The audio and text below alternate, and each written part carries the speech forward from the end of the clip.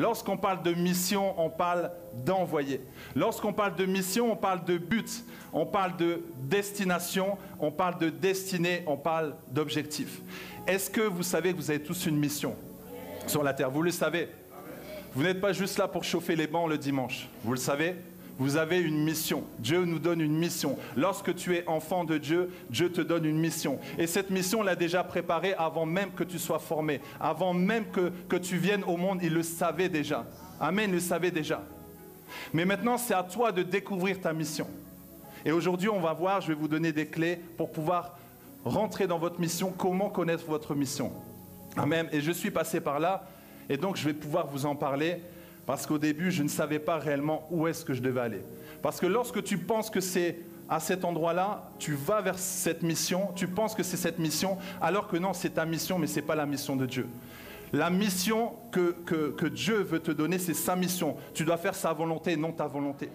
Parce que pendant des années, je cherchais partout la paix. J'ai cherché dans la drogue, dans l'alcool, j'étais délinquant, j'étais en échec scolaire, je ne savais pas réellement où trouver ce bonheur. Et j'ai tourné, j'ai fouillé, vous savez le chant, j'ai tourné, fouillé. Ah, ce chant c'est pour moi. J'ai tellement fouillé, j'ai tellement tourné avec mon épouse. J'ai essayé la drogue, l'alcool, tout. Toutes ces choses ésotériques, tout. On est même allé jusqu'en Afrique faire des pactes avec l'ennemi. Les sorciers, les marabouts, tout ça on connaît. À un moment donné, le Seigneur il dit c'est bon, elle a tout essayé, maintenant j'arrive. Alors beaucoup me disent oui c'est vrai, je sais que j'ai une mission, mais je ne la connais pas. C'est pourquoi beaucoup de chrétiens sont frustrés parce qu'ils ne connaissent pas leur mission. Ils ne savent pas pourquoi Dieu les a choisis. Et c'est pourquoi on a beaucoup de chrétiens frustrés. Tu viens à l'église, mais tu ne sais pas pourquoi. Tu viens parce qu'on t'a dit il faut venir. Parce que la famille t'a dit il faut venir. Je viens parce que ouais, c'est sympa, ça peut être sympa. Ah, peut-être qu'on va me bénir, je vais avoir mes papiers, mais après on ne voit plus. C'est pour ça que le Seigneur ne te donne pas les papiers encore, ou le Seigneur ne t'a pas encore béni. Parce qu'une fois que tu es béni, il connaît ton cœur. On ne voit plus à l'église. Tiens, le frère là, il est où? Ah, ben il a eu ses papiers, il a eu sa voiture, il est marié, maintenant on ne le voit plus. Et la sœur? Ah, ben elle cherchait un mari, elle l'a trouvé, mais on ne la voit plus. Si je vous pose la question, pourquoi vous venez aujourd'hui? Je ne vais pas vous poser la question. Mais si je vous pose la question, on sera peut-être étonné. Combien de personnes vont dire je viens parce que j'aime Dieu? C'est ça. Tu sers le Seigneur parce que tu aimes Dieu. Tu ne sers pas le Seigneur parce que tu as une belle voix, parce que tu aimes Dieu, tout simplement. Tu sers le Seigneur parce que tu aimes Dieu. Tu ne cherches pas, en fait, même à être aimé des autres. Tu aimes Dieu, tout simplement, et tu sers le Seigneur. Et le verset 20, Marc 16, 20, il est dit, et ils s'en allèrent prêcher partout, on parle des disciples. Le Seigneur travaillait avec eux et confirmait la parole par les miracles qui l'accompagnaient. Lorsque tu vas commencer à prêcher, lorsque tu vas parler de Dieu, il y a des miracles qui vont t'accompagner. Tu vas être étonné, mais il y a une onction qui va venir sur toi. Il y a quelque chose qui va venir sur toi. Dès que tu commences à rentrer dans ta mission. Dès que tu rentres dans ta mission. C'est un chauffeur, tu arrives. Bonjour monsieur le taxi. Où est-ce que je vous emmène? Roulez, on verra bien. Mais donnez-moi une destination. Non, mais roulez, on verra bien. Ta vie, ça ne peut pas être ça. Tu dois être précis. Allez rue Saint-Honoré, le 25, premier étage. Dieu doit te confirmer réellement ce qu'il a pour toi. Lorsque tu le sais, tu sais pourquoi tu te lèves le matin. Mais si tu ne sais pas, tu te lèves le matin, tu dis on verra bien. Bon, au pire, je vais faire les études parce que mes parents ils m'ont dit je vais faire les études. Au pire, je vais me marier. Non, tu dois savoir. Dieu doit te montrer. Mais c'est en passant du temps avec Dieu. Tu dois savoir réellement ce pourquoi Dieu t'appelle. Et tu auras la paix le matin. Tu vas te lever à 4 heures, tu vas dire je prie pour ça.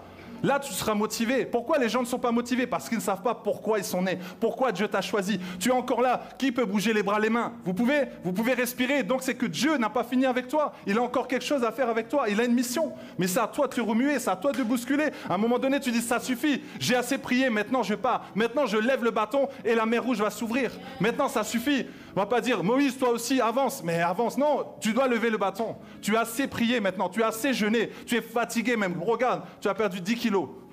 Maintenant, tu dois aller avec l'onction, avec la présence de Dieu. Mais on garde cette présence ici, juste ici, là, dans la lumière. Quand on sort, qu'est-ce qu'on fait? Tu dois avoir une sainte colère. Tu dois avoir une sainte colère. Tu dois avoir une sainte colère. Tu dois dire, non, Seigneur, utilise-moi. Utilise-moi puissamment. Ne dis pas, je suis trop jeune. Ça, c'est toujours une excuse. On trouve toujours une excuse pour ne pas faire. Celui qui veut trouve les moyens. Celui qui ne veut pas trouve les excuses. Et toi qui ne sers pas encore dans l'église, toi, tu bénis ton patron païen. Alors tu pourrais bénir ton patron divin. Tu vas donner aux autres, mais ici, tu ne donnes pas, tu es égoïste. Parce que les dons que Dieu a donnés, qui a mis en toi, c'est pour les utiliser. Tu as un témoignage, tu ne veux pas écrire de livre, alors que ce livre pourrait bénir quelqu'un. D'ailleurs, pour info, j'en ai ramené 5. Bon. Il m'en reste que 5. Je suis au 4e livre. Pourtant, je ne suis pas écrivain. Pourtant, je ne sais pas écrire. Mais je m'entoure des bonnes personnes. Point. C'est tout. Il n'y a pas d'excuse. Il n'y a pas, ah, je suis... Non, non, avec Dieu, tout est possible. Tu dois y croire. Tu vois ton témoignage, alors s'il y a quelqu'un qui sait bien écrire, tu dis, je peux te raconter mon témoignage, tu écris. La personne, elle va écrire. Tu prends quelqu'un qui sait faire les graphismes, c'est bon, tac, c'est parti. Imprimerie, c'est facile, vrai ou pas? Voilà, donc... Et après, tu vas donner ça à plusieurs personnes dans la rue, et les gens vont aimer, les gens vont acheter. Amen. Et tu vas bénir les gens. Tu vas bénir les gens. Parfois, je prends mon livre, je laisse dans un bus. Je me dis que quelqu'un va le prendre. Je prie dessus, je mets l'onction. Quand il va toucher, dedans, il va être touché par le témoignage. Et il va donner sa vie au Seigneur. Je le sais, je suis convaincu. Quand tu fais quelque chose, tu dois être convaincu. Tu dois être convaincu. C'est ça la foi, la conviction. La conviction, tu ne vois pas, mais tu sais que ça va arriver. Amen. Et justement, c'est ça que je vais vous parler. De la foi. Lorsque tu commences à connaître ta mission, tu dois mettre ta foi en action. La foi, ce n'est pas un état, en fait, c'est une attitude. Tu dois avoir une attitude. N'est-ce pas? La foi, c'est quoi? Hébreux 11, 1. Or, la foi est une ferme assurance des choses qu'on espère, une démonstration de celles qu'on ne voit pas. Ça, c'est mon verset qui est ancré en moi. Il est là, il est dedans. J'aime parler de la foi. La foi en action. Une ferme assurance. L'assurance, c'est vraiment l'attitude. C'est-à-dire, on te dit, c'est pas possible, tu dis, moi je sais que c'est possible. Je le sais, c'est tellement fort. Je le vois déjà. Je le vois déjà, alléluia, je le vois déjà. Dans la Bible du Semeur, il est dit, la foi est une façon de posséder ce qu'on espère. Tu possèdes déjà avant. Tu l'as, c'est à toi, c'est l'héritage. Tu sais que ça va arriver. C'est un moyen d'être sûr des réalités qu'on ne voit pas. Je vais vous dire quelque chose très important. Le cerveau ne fait pas la différence entre l'imagination et la réalité. C'est-à-dire que quand tu es en train de conduire une voiture, tu le fais réellement, tu as une voiture, le cerveau il se dit « Ok, il est en train de conduire une voiture ». Mais si tu n'as pas de voiture, tu voudrais un beau 4x4. La démonstration des choses qu'on ne voit pas, je vais déjà démontrer. Je vais déjà dire à mon cerveau, prépare-toi bientôt. Tu vas chez le concessionnaire, tu t'installes. Ça sent bon le cuir. Tu ressens le cuir. Tu commences à mettre tes mains comme ça. Tu dis, Porsche Cayenne, elle est belle. Dans ton âme, tu dis, qu'est-ce que tu vas acheter Porsche Cayenne? Toi aussi, tu n'as même pas la bourse d'étudiant. Tu dis, laisse, ça va venir. Tu regardes comme ça, tu dis, chérie, ça va? Yeah, ok. Tu commences à mettre la musique. Dieu est capable de faire tout ce qu'il dit. Les enfants, s'il vous plaît, calmez-vous, je suis en train de chanter. Et le concessionnaire, il vient, tu vois, mais tu le regardes, tu dis, bientôt, vous avez l'argent, ça arrive, ça arrive. Toi, tu sais, tu es déjà là. Donc quand tu sors, tu commences à avoir une autre démarche. N'est-ce pas? Mais le problème, toi, tu marches comme ça. Tu veux être milliardaire, tu marches comme ça. Marche déjà la tête haute, n'est-ce pas? Maman l'a dit, président, présidente. Comment les présidents, comment les reines se comportent, n'est-ce pas, quand on vient comme ça? Il y a toujours le tapis rouge, c'est pour toi. Et l'assurance en Christ. Tu marches avec assurance. Peu importe qui est ton père, peu importe qui est ta mère, tu sais ton papa dans le ciel, c'est qui? Amen. Le roi des rois, donc ne marche pas d'une manière vraiment... quand on te rit, on dit non, vraiment. Non, on doit dire waouh. Parce que c'est comme ça que Dieu te regarde. Dieu, quand il te regarde, il te dit waouh. Toi, tu regardes la glace, tu chips. Mon nez, vraiment. La couleur là, bon, on va mettre un peu de choco là parce que c'est un peu trop... C'est ça le choco là? Je sais pas comment vous appelez ça là. Choco, pardon. Choco. Moi j'ai retenu chocolat parce que c'est une belle couleur le chocolat. N'est-ce pas? Mes cheveux ça va pas, on va mettre perruque. Dieu aime tes cheveux. Dieu aime tes pieds, même si ça part comme ça, Dieu aime tes pieds. Le problème c'est que vous êtes en train de vous dénigrer. La belle créature que vous êtes, n'est-ce pas? Et les hommes c'est pareil. Nous sommes beaux, nous sommes belles créatures. Dieu, comment te voit? C'est comme ça qui est important. C'est ce qui est le plus important. La foi, la foi. Alors le F de la foi, on va faire F-O-I. Le F de la foi, je l'ai dit dans le message, focus. Quand tu as une mission, tu dois rester focus, point. Tu dois juste regarder. Focus sur ta mission. Tu sais ce pourquoi Dieu t'a appelé, alors tu restes focus dessus. Ne regarde pas tes faiblesses, mais regarde juste tes forces. Dans F, il y a aussi force. Tu regardes tes forces et tu dis, je vais travailler sur soi. Si tu sais bien chanter, travaille que sur ça. Chante, prends des cours, un coach, va encore plus loin pour aller de gloire en gloire. Tu dois voir tes forces. Si tu as cette force d'écouter les gens, alors trouve un travail ou demande au Seigneur, qu'est-ce que je peux faire pour écouter les gens? Amen. Quand je dis trouve un travail, c'est bien sûr à côté de l'église, ou alors peut-être que ça sera ton ministère. Mais en tout cas, tu dois rester focalisé sur cette force. Parce que plus tu vas accentuer ces forces, et plus tu seras fort, n'est-ce pas? Amen. C'est ça que tu dois travailler. Tu dois rester focus. Usain Bolt, vous connaissez? Usain Bolt, lorsqu'il commençait à regarder la course, il était dans son couloir, n'est-ce pas? Juste dans son couloir. Toi, tu restes dans ton couloir. Lui, il faisait ça. Tac. Et il savait, il était concentré parce qu'il avait travaillé. Et dès qu'il commençait la course, bah, il partait, n'est-ce pas? Et il restait sur la ligne d'arrivée. Il dit ça. Mon objectif, c'est d'aller jusqu'à la ligne d'arrivée. Et ton objectif, c'est ça. Tant que tu vis, tu dois aller jusqu'au bout. Tu dois aller jusqu'au bout. Tant que ta mission n'est pas terminée, tu dois continuer à travailler. Ah, je suis fatigué. Fatigué de quoi? Dis-moi, fatigué de quoi? On est toujours fatigué. On trouve toujours des excuses. Ah, j'attends que Dieu vienne me rappeler. Mais en attendant, tu es égoïste. Parce que ce que Dieu a mis en toi, c'est pour les autres. Ce n'est pas pour toi. Le message qui est à l'intérieur de toi, c'est pour les autres. C'est toujours pour les autres. Quand vous chantez, c'est pour les autres. C'est pour la gloire de Dieu. Parce que quand tu chantes, tu sais qu'il y a quelque chose qui se passe. Vous savez, quand vous chantez, il y a la gloire de Dieu qui vient. Il y a une restauration. Les gens sont touchés. Amen. Donc pareil pour toi. Peu importe ce que tu fais, mais tu le fais pour la gloire de Dieu. Mais tu n'es pas conscient de ça. Tu n'es pas conscient de ça. Et tu dois être conscient de ça. C'est vraiment fixer le regard. Fixer le regard. Là, si je vous dis, regardez vers moi, et je vous dis, pensez à une couleur noire, et fermez les yeux. Pensez à une couleur noire. Bon, vous endormez pas. Hein. Voilà, ouvrez les yeux. Vous avez vu une couleur noire ou pas? Ok, maintenant, pensez à une couleur beige. Une couleur beige. Et maintenant, fermez les yeux. Vous voyez la couleur beige ou pas? Vous voyez plus la couleur noire? C'est facile, parce que vous avez mis votre attention sur le noir au départ et ensuite beige. Si je vous avais dit rouge, alors vous aurez pensé au rouge, n'est-ce pas? Voilà en fait ce que tu dois faire. Chaque matin, tu dois rester focus sur ta destinée, focus sur ta mission et tu dois y travailler. Il n'y a pas un jour où tu ne dois pas travailler, tous les jours. Et à un moment donné, tu vas voir comment tu vas être fort. Usain Bolt, pourquoi il était fort? Il s'entraînait tous les jours. Il y a des moments où il n'y avait pas envie, il y a des moments où il était fatigué, il y a des moments où il vomissait. Mais il s'est dit non, je dois continuer parce que Dieu compte sur moi. Les matins, tu n'as pas envie de prier, tu dis écoute-moi bien mon âme. Demain, je me lève à 4 heures. Mon âme bénit l'Éternel. J'ai mis au courant mon cerveau, j'ai dit voilà comment ça va se passer. Le matin, je prie à telle heure, je prie autant de temps, c'est comme ça. T'aimes pas lire ma Bible? Hein, t'aimes pas lire la Bible, mon âme? Ah, t'inquiète. Ma chère, t'aimes pas? Ah, attends, tu vas aimer.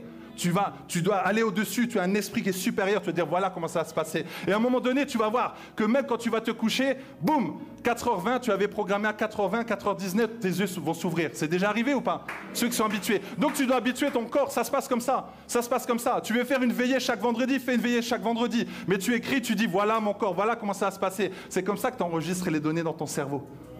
Amen. Et comme je disais tout à l'heure, le cerveau ne fait pas la différence entre l'imagination et la réalité.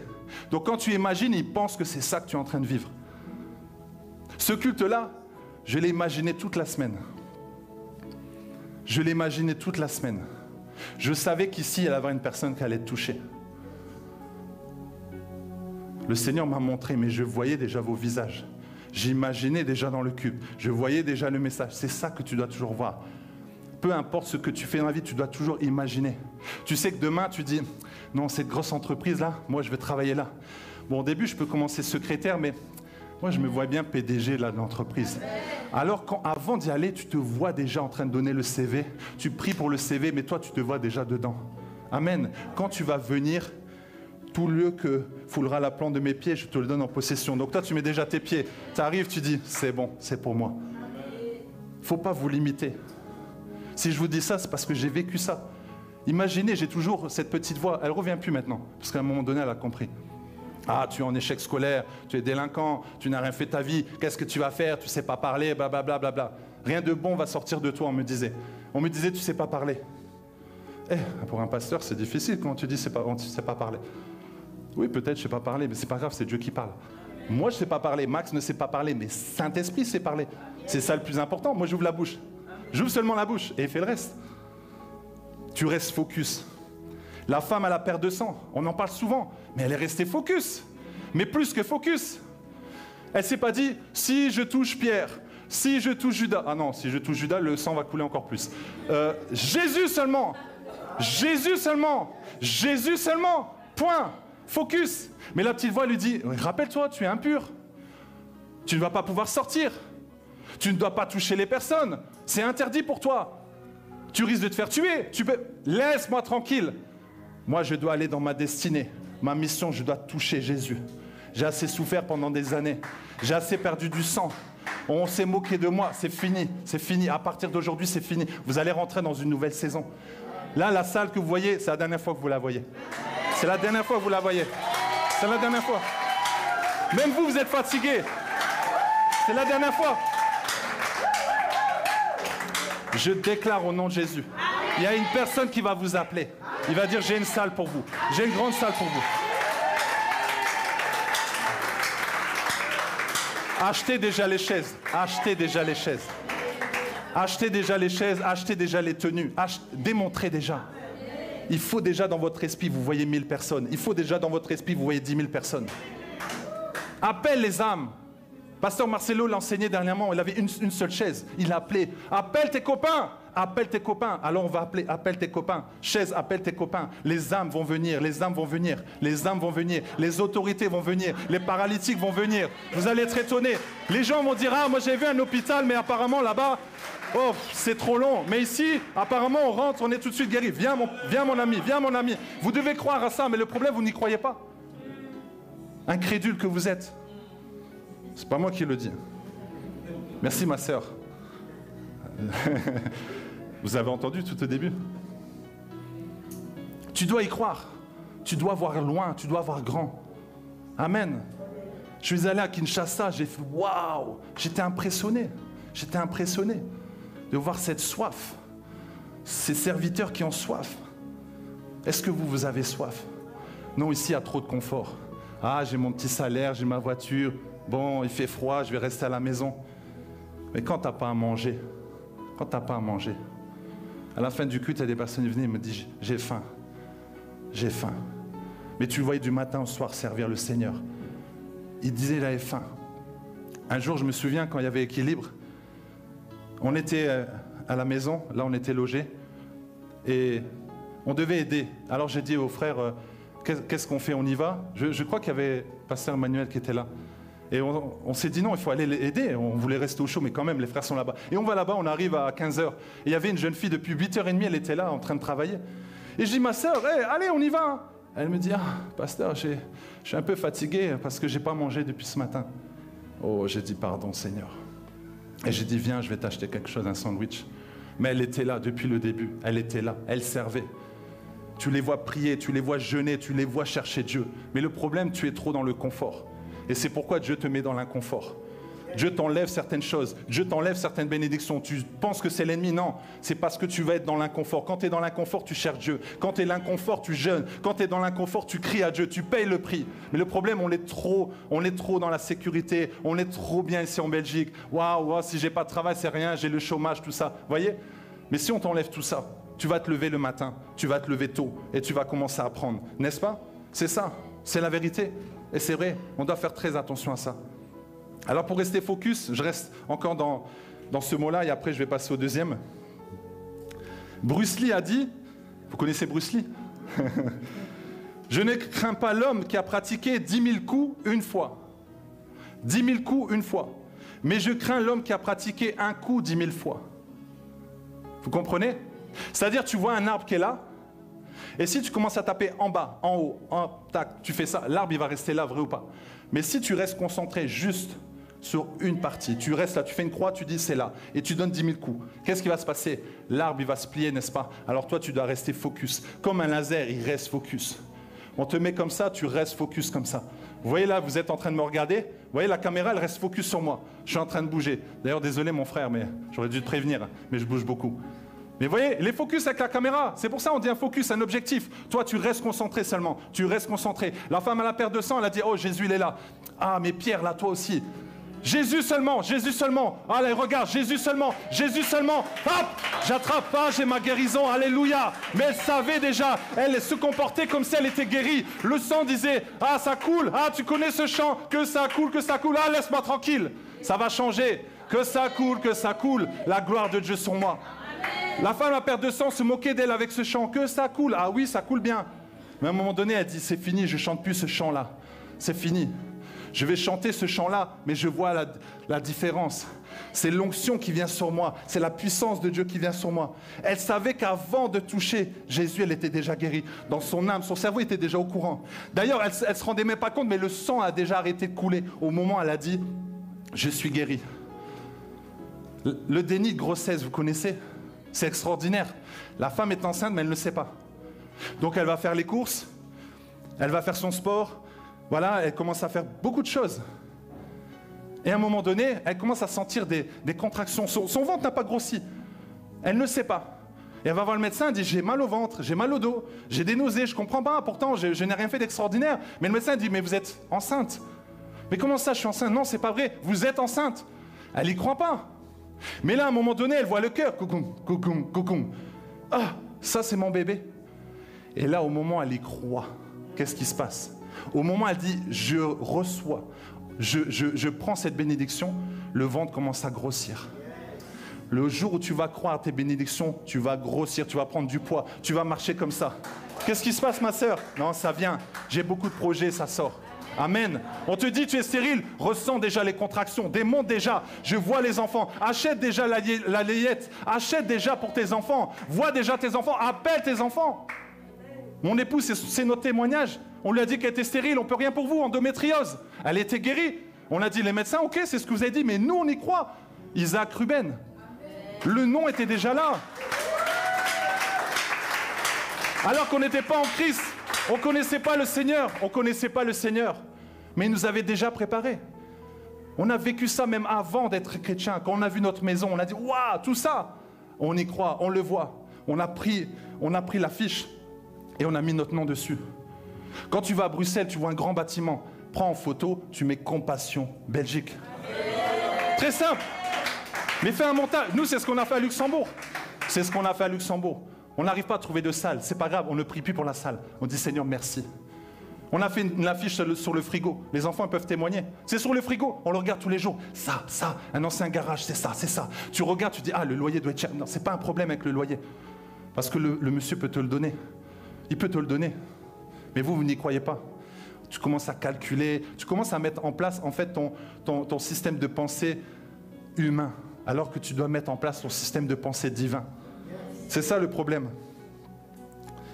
Alors le haut, à votre avis, c'est quoi le haut? Le haut de foi, c'est oser. Tu dois oser. Et j'en ai parlé, tu dois oser. Tu ne dois pas avoir peur. Tu dois oser. Là où tu as peur, c'est là où est ta destinée. Tu as peur de parler en public, c'est parce que tu vas devenir un grand conférencier, une grande conférencière.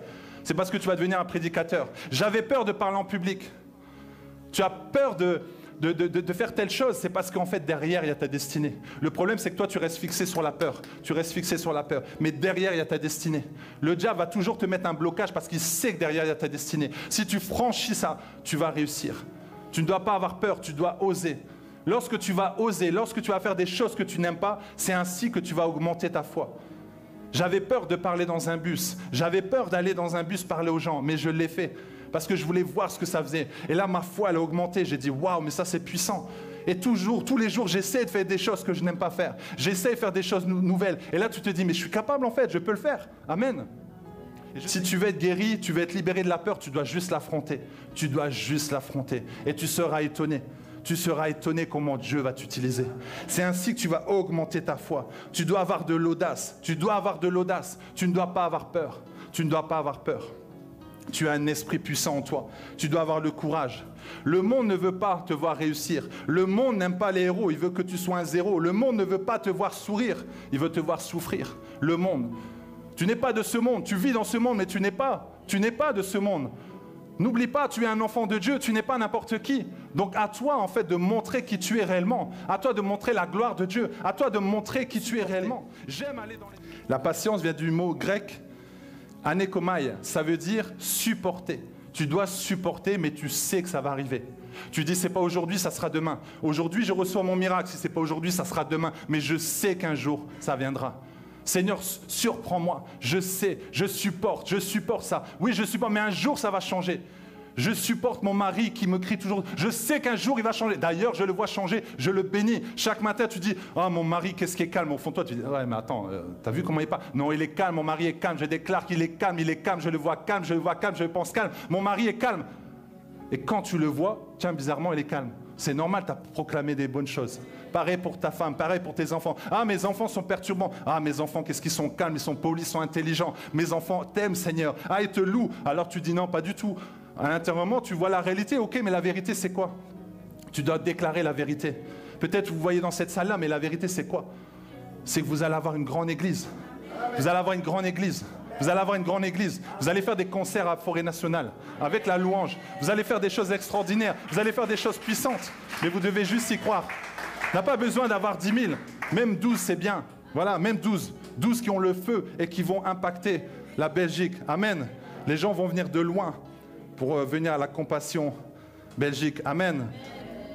Alors la patience pour supporter, mais la persévérance pour continuer. Tu dois continuer, persévérer, comme Usain Bolt. Il est resté focus, ok. Là maintenant, c'est quoi? Le haut. C'est quoi le haut?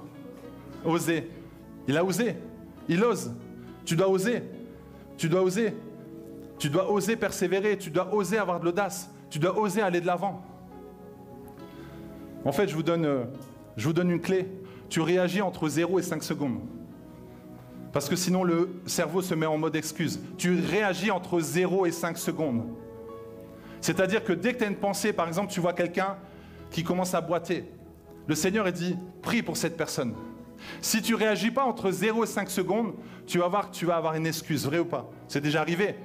Tu te dis, ah, j'ai envie de prier pour cette personne, et puis là, tu attends, tu dis, bon, peut-être que tu regardes autour et tout, qu'est-ce que je fais? Et là, tu te dis, ouais, mais attends, s'il n'est pas guéri, la honte, tout le monde va rigoler, et le gars, il va peut-être pas y croire, et ça va peut-être pas marcher. Arrête ça, va prier seulement. Va prier seulement, va prier seulement. Alors ensuite, on a le I. Le F, c'est quoi? Focus. Le O, oser. Le I, inébranlable. Waouh! Inébranlable. Inébranlable. Toi, tu restes tranquille, tu es là, tu es enraciné à Jésus. Qu'est-ce que vont faire les hommes? Qu'est-ce que vont faire les hommes? Ton patron, il dit, ah, je ne pense pas que je vais te garder. Reste tranquille. Toi, pourquoi tu as peur? S'il te garde, tant mieux. S'il ne te garde pas, c'est qu'il y a autre chose derrière. Pourquoi tu as peur? Ah, en ce moment, j'ai pas de travail. Pourquoi tu tracasses? Ah, j'ai des grosses factures, mais pourquoi tu tracasses? Ne crains rien, Dieu est avec toi. Quand tu vois que Dieu te bénit, tu as une lourde facture, tu vois ton compte, tu dis, ah, ce mois-ci, ça va être difficile, je vais avoir difficulté à moi. Non, dis pas ça. Je vais bien manger. J'ai peut-être 20 € sur mon compte, mais je vais bien manger parce que mon Dieu pourvoit mes besoins. Je sais que mon frigo va aider. Tu vois déjà ton frigo plein. Mais c'est ça la foi, inébranlable. Personne ne va t'empêcher de faire ce que Dieu a prévu pour toi. Qu'est-ce que l'ennemi va faire par rapport à Dieu, ce que Dieu a prévu pour toi? Qu'est-ce qu'il va t'empêcher de faire? Qu'est-ce qui va t'empêcher de faire? Ah, tout à l'heure, là, quand on a démarré, j'avais déjà un mal de gorge. J'ai dit, mais c'est quoi ce mal de gorge? Tu fais quoi là, toi? Mal de gorge? M'empêcher de parler? Mal de gorge, qu'est-ce que tu fais? J'ai dit là, quand je vais juste louer, mal de gorge, t'as entendu? Tu vas te dégager. Dieu est capable. C'était déjà fini. Qu'est-ce qu'un petit moustique comme ça va m'embêter? Le diable, c'est un moustique. Quand il vient, j'ai pas que ça à faire. David, quand il a vu Goliath, qu'est-ce qu'il a fait? Il a avancé vers Goliath. Il n'a pas de ça à faire. Moi, j'ai une royauté là. Je suis roi, j'ai pas que ça à faire. Goliath, là, toi aussi, Goliath. Toi, tu es là, tu regardes, ah, peut-être, Goliath. Non, tu y vas. On n'a plus de temps à perdre. Combien il nous reste de jours jusqu'à la fin de l'année? 26. Demain, il restera 25. Et après, 24, 23, 22. Tu dois avoir une sainte colère. Aujourd'hui, tu vas recevoir ton miracle. Dis-toi, ça suffit. Mon miracle de 2022, il doit être là. Tu dois 2 miracles, 3 miracles, 4 miracles, tu auras ton miracle. Ça va dépendre de ta foi. Tu dis, ça suffit aujourd'hui. L'élo aujourd'hui. C'est aujourd'hui, aujourd'hui, aujourd'hui, aujourd'hui et pas demain. Aujourd'hui, je vais recevoir. Ici et maintenant. Maintenant. Ici et maintenant. Aujourd'hui. Mais tu dois juste y croire. Toi, le problème, tu dis, on verra. Il n'y a pas de on verra. Dieu aime les violents. Tu es inébranlable dans la foi. Tu dis, personne ne va me perturber. Quand tu vois comme ça un arbre qui est planté, tu dis, mais l'arbre, comment ça se fait qu'il reste comme ça? Malgré la tempête, malgré l'hiver, malgré le froid, malgré tout ça. Comment ça se fait qu'il reste comme ça? Mais vous savez que l'arbre, Il devient plus enraciné fort grâce aux tempêtes, grâce au brouillard. C'est pourquoi tu as beaucoup de tempêtes, pour que tu deviennes plus fort. Toi, tu restes enraciné. Et lorsque tu vois les racines en dessous, tu es impressionné. Un jour, mon épouse m'a dit, est-ce que tu peux enlever le prunier qu'il y a au fond du jardin? Un prunier tout simple, hein. Il n'y avait plus rien, il ne portait plus de fruits. Je dis, comme il ne porte plus de fruits, j'ai laissé 1 an, il a porté de fruits. D'ailleurs, si toi, tu ne portes pas de fruits, à un moment donné, le Seigneur va donner les bénédictions aux autres. Toi, il t'a dit, bon, tu portes du fruit, tu ne portes pas de fruits, alors je vais donner à Michel. Tu dois porter du fruit. Il te regarde comme ça, il dit, le figuier, toi aussi. Vraiment. J'ai donné tout l'onction comme ça sur lui, il ne fait rien avec. Dieu, des fois, il pleure quand il te regarde. Il dit, mon fils, ma fille ne fait rien. Alors j'ai tout donné. Tout est accompli. Mais c'est à toi de manifester la gloire de Dieu. Alors quand je vois ce prunier, j'ai dit, prunier, ça va être facile. Je prends une hache, tec, tec, tec. Je vois, il ne tombe pas. J'ai dit, mais il y a quoi là? Je vais creuser. Quand j'ai vu les racines, et j'ai dit, petit comme ça, les racines là, le Seigneur m'a dit, tu vois, tu n'arrives pas à déraciner parce qu'il est enraciné. Si tu es enraciné comme ça dans ma parole, tu vas voir, personne ne va te faire bouger. Personne ne va te faire bouger. Tu dois être enraciné, tu dois être inébranlable. Personne, même pas ton mari, même pas ton pasteur qui te dit non, je ne le sens pas. Toi, tu sais que ça va arriver. Personne ne doit t'enlever cette bénédiction. Tu sais que ça va arriver. Tu dois rester convaincu. Ce sont les hommes violents qui s'emparent du royaume. Tu dois être violent, tu dois dire non, c'est ça, papa. C'est ça, papa. Quand ton père il te dit non, je ne crois pas que c'est ça que tu dois faire. Non, maman, non, s'il te plaît, maman, laisse-moi un peu de temps, je vais te montrer. Et là, quand tu arrives à dire, mais c'est ça mon fils, waouh! Ma mère ne croyait peut-être pas à ce que j'allais faire. Et maintenant, elle écoute mes messages.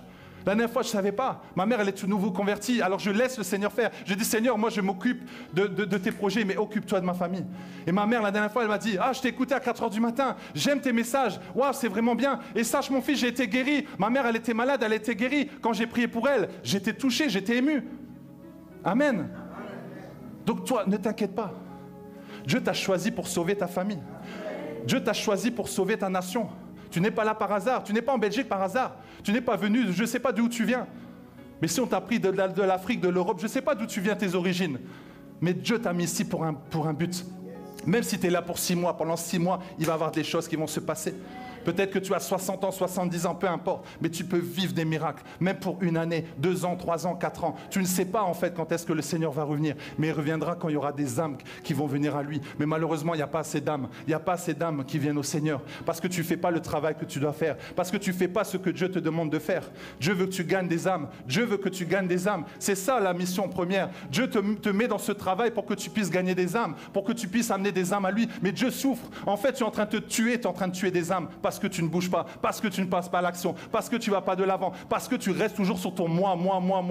C'est moi, regarde mes soucis, mais regarde mes problèmes. À un moment donné, papa, ça fait 40 ans là, ça fait combien de temps tu es dans le Seigneur? À un moment donné, tu dois sortir des couches culottes, c'est fini les couches culottes, c'est fini, tu dois aller de l'avant, tu dois manger du foufou, c'est fini, tu as eu du lait, oui c'est bien, maintenant c'est le foufou, la parole de Dieu, tu dois dire maintenant j'avance dans ma destinée, maintenant j'avance, c'est fini, je ne vais pas reculer, mais je vais de l'avant, c'est ça que tu dois te dire, La femme, la perte de dents, la femme à la perte de sang, elle a dit si seulement je touche le pan de la robe, si seulement je le touche, je serai guéri. Je sais que je serai guéri parce que je pense que je suis guéri. Je me vois déjà guéri. J'ai juste à toucher.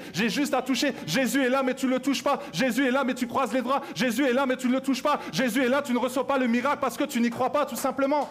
Mais tu dois y croire. Tu dois y croire. Ne viens pas à l'église comme chaque dimanche. On verra aujourd'hui. Il n'y a pas on verra. Aujourd'hui, je vais être béni. C'est aujourd'hui mon jour. C'est aujourd'hui. Aujourd'hui, je prêche comme si c'était le dernier jour. Peut-être ce soir, on va rentrer. On ne sait pas si on va être encore là. On ne le sait pas. Donc, je prêche comme si c'était le dernier jour. Je fais comme si c'était le dernier jour. Je suis là comme si c'était le dernier jour. Mais toi, tu dis, on verra. 2023, tu ne sais même pas si tu seras là. Tu ne sais pas si tu seras là 2023. Qui te dit que tu seras là demain? Qui te dit que tu vas aller à ton travail demain? Ton travail que tu n'aimes pas? Ton boulot, c'est bouler. Le matin, tu dis, quelle galère d'aller au travail. Comment un chrétien peut dire quelle galère? Dieu t'a donné la vie. Tu as juste besoin de Jésus. Alléluia. Mais on ne doit pas s'inquiéter avec le Seigneur. Vraiment, ne t'inquiète pas. Tu as l'Esprit de Dieu en toi qui a vaincu la mort, qui a vaincu le monde. Tu as la victoire. Ne t'inquiète de rien. Arrête de te limiter. Le problème, c'est que tu restes trop dans la limitation du passé. Tu regardes trop en arrière. Tu regardes trop en arrière. Tu regardes trop en arrière. C'est comme si tu es enchaîné. C'est comme si tu es libre, mais tu penses que tu es enchaîné. C'est comme si tu roules avec une voiture. Tu as toujours l'habitude de rouler à 120. Tu arrives en Allemagne et tu sais que là-bas, tu peux rouler plus vite, n'est-ce pas? Il n'y a pas de limitation. Mais toi, tu es tellement limité dans ta tête, tu roules à 120, tu vois les voitures, elle te dépasse, elle te dépasse, elle te dépasse, le frère te dépasse, la sœur te dépasse, mais toi, tu roules à 120, tranquille. Et la Ferrari, elle dit, mais à un moment donné, il faut aller plus loin. J'ai de la capacité. Dieu t'a donné la capacité. À toi de l'utiliser, mais toi, tu roules qu'à 15 km/h. Ting, ting, ting, ting, ting, ting, ting, ting, ting. Mais tu peux aller plus vite, tu peux aller plus loin. Lorsque tu chantes de gloire en gloire, tu n'y crois même pas. Tu as chanté ce chant-là, mais c'est hypocrite. Dieu est capable de faire. Non, tu as juste répété ce que Vanessa a dit de sa bouche. Mais est-ce que tu y crois? Est-ce que tu y crois? Parfois, on fait des chants hypocrites. On ne croit pas réellement à ce qu'on chante. Alors, je vais te dire une chose. Pour terminer, reste focus sur ta mission. Reste obstiné. Reste inébranlable. Que Dieu vous bénisse. Alléluia. Amen, amen, amen.